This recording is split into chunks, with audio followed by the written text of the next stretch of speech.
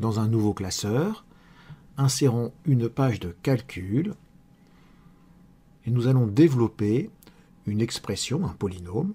Choisissons par exemple de développer les polynômes x plus 3 au cube. Pour cela, on va utiliser l'instruction expand.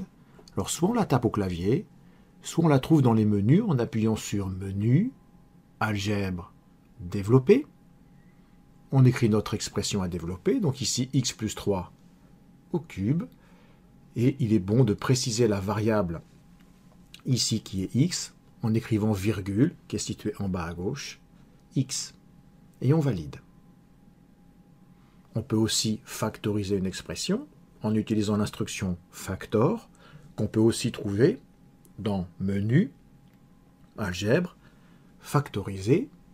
Factorisons par exemple le polynôme x carré plus 5x moins 6. Et là aussi, on précise la variable en écrivant virgule x.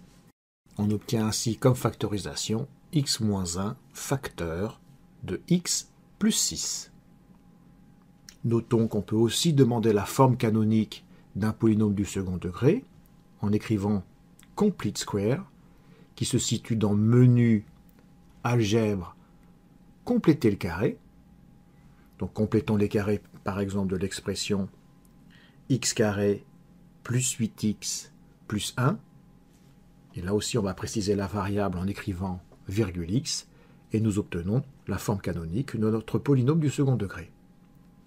Pour résoudre une équation, rien de plus simple, on va utiliser l'instruction solve, accessible dans Menu, Algèbre, Résoudre.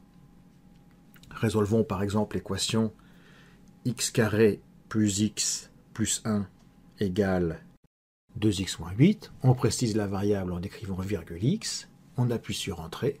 Cette équation ne donne pas de solution dans R. Modifions-la pour obtenir des solutions dans R. Pour avoir une valeur approchée de nos solutions, il suffit d'appuyer sur CTRL, Entrée.